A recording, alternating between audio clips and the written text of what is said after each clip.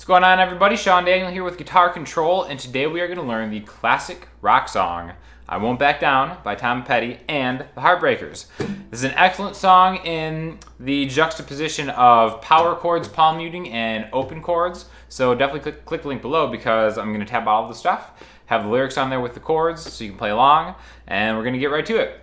Very simple song, but there's a lot that you can learn from this and a lot of different variations and ways you can play it if you just do a solo acoustic guitar performance. There are only two parts, a verse and a chorus. The first part we're going to do is going to be the verse. We're going to play it in two different ways. The first way, which is more kind of like how you hear it on the album, albeit on an electric guitar, sounds like this.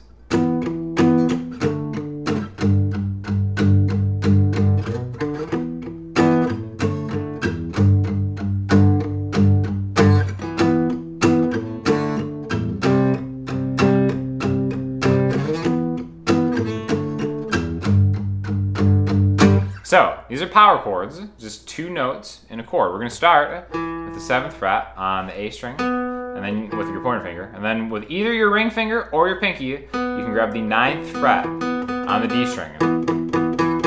Okay, so I'm playing like that. You can also play it like this with maybe your ring finger on the 9th fret on the D string and your pinky, 9th fret on the G string, to kind of get a little bit of a louder thing because now you're playing 3 notes instead of 2. But I really like just using 2 notes to make what's called a power chord, and to also palm mute it. So when I say that, it means you just take the side of your hand, kind of chop the bridge right here, so you kind of get this deadened sound, which is what you're hearing on the album version with an electric guitar. Now there's also an acoustic guitar in the background of the album version playing these same chords, but in a different way, which we're going to talk about in a second. But first, let's just go over these 3 power chords. That's really all it is. This is an E power chord, which is kind of taking the spot of an E minor chord. All right? But it's just the 7th fret on the A string, 9th fret on the D string. Again, palm muting.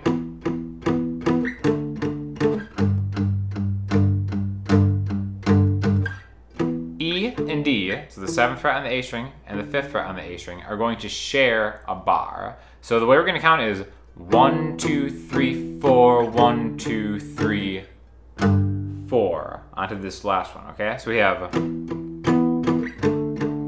so it's really not quite a full time around with both of these because we have 1, 2, 3, 4, 1, 2, 3, and then the third chord is going to come in almost like a beat early, which is kind of give it that cool driving rock sound, even though it's not a super heavy song. So again, our locations. If this is like, if you're just starting out, you can even do this with 1 note, just the 7th fret to the 5th fret to the 3rd fret on the low E string. Now this note is an E, this note is a D, and the 3rd fret on the E string is a G, okay? So these are taking the places of chords like E minor, D major, and G major, which is maybe how you've seen it. Which is definitely the song, but it doesn't really sound a lot like the song. The produced version of it anyways. That's why I like kind of using these power chords.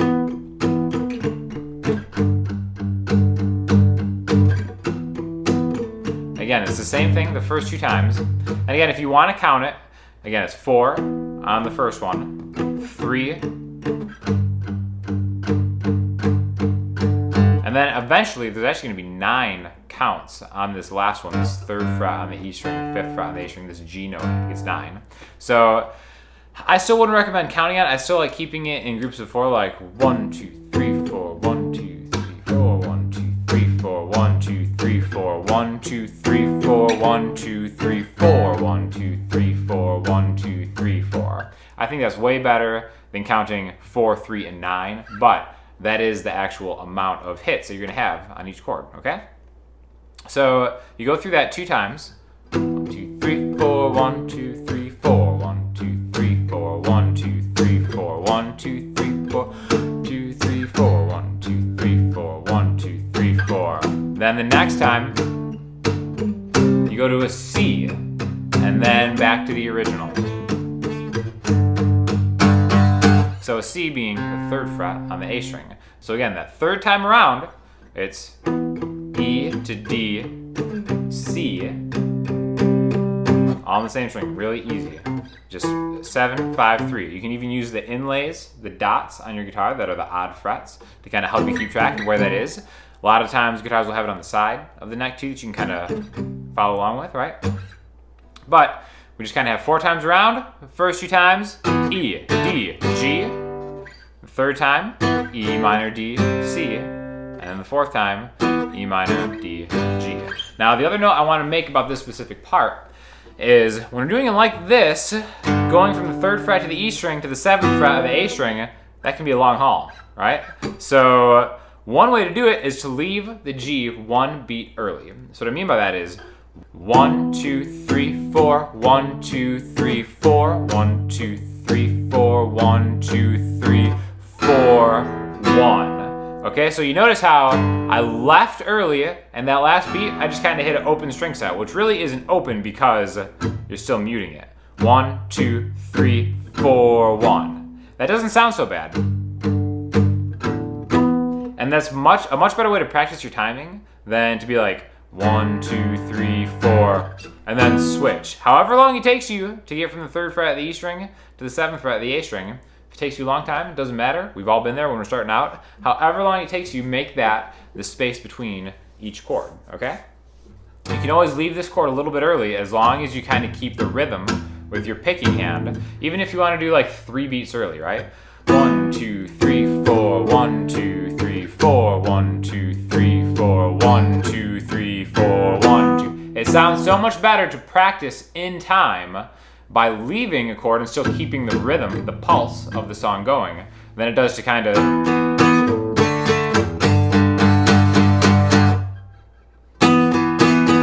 that broken kind of playing isn't really the most efficient way to practice, and it doesn't really sound that great. But the one thing that I did in the intro is I'm going to kind of transition into the E minor again. So for example, this is one thing that you can kind of hear the whole band do sometimes, depending on where you listen to the song. 2, 3, 4, 1, 2, 3, 4, 1, 2, 3, 4, 1, 2.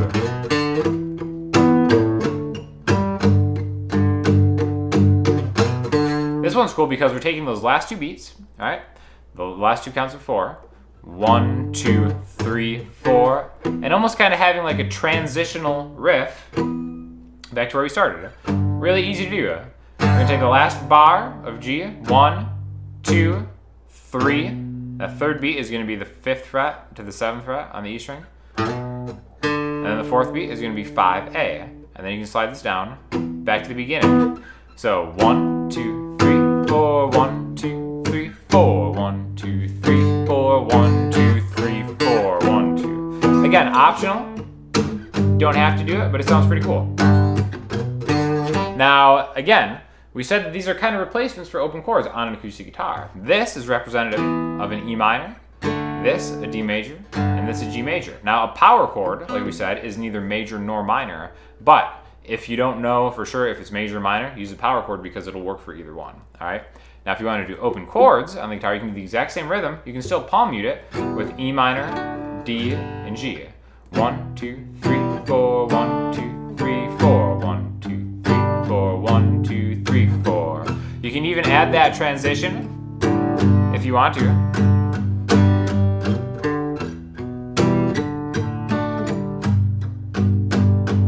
Remember, the 3rd time it's E, D, C.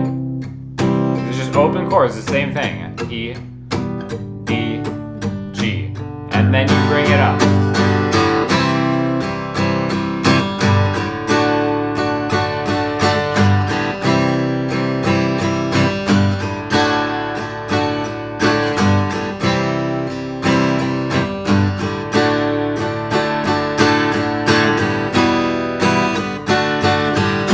Now, that's the chorus of the song. It's kind of like the big part of the chorus. Another thing that's great about Tom Petty and his band songwriting-wise is they really kind of take you on a ride. And there's a big difference between the verse and the chorus of a song. Now, when you're playing acoustic guitar, solo, kind of doing a representation of the song, it's very important that you try to capture the dynamics of a band, which can be sometimes kind of difficult. That's why doing this as power chords can really give you the opportunity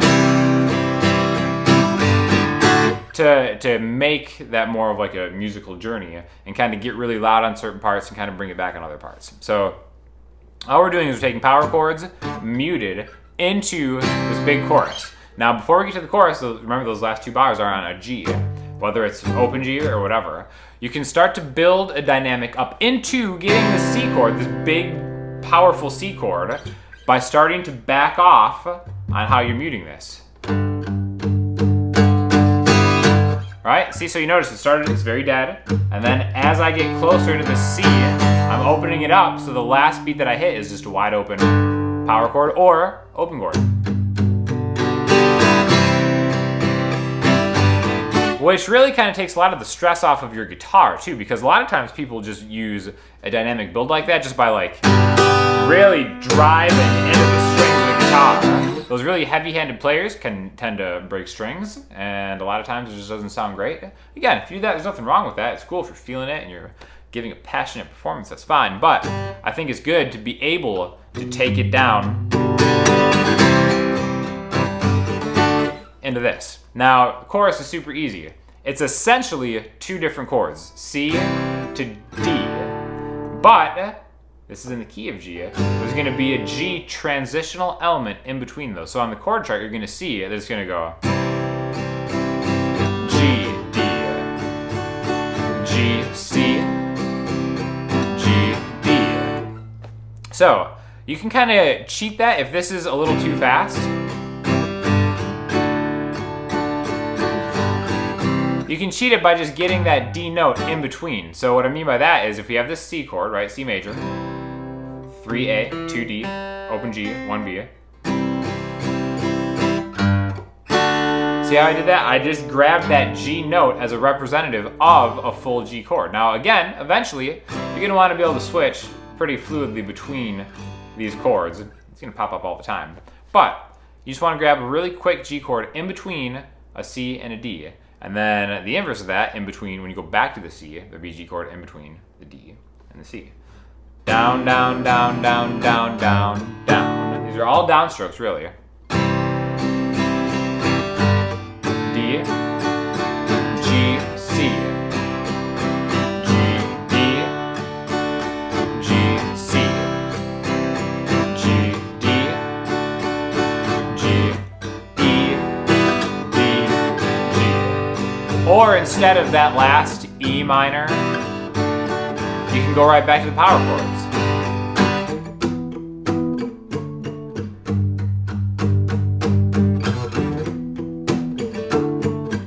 Remember, the third time around, it's D to C. And then the last time is the G.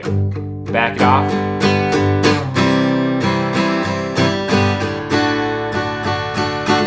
And I'm not really hitting the strings that hard, but it sounds like I'm hitting them a lot harder just because we're playing off of a really muted, deadened verse, which is why that chorus sounds really good. So again, awesome song, fantastic songwriter, fantastic band, great, just great power rock song that is always a fun one to play. And hopefully you can kind of maybe take some of these techniques of muting and dynamics and incorporate them into all your songs to kind of make it just fresher and more enjoyable to listen to.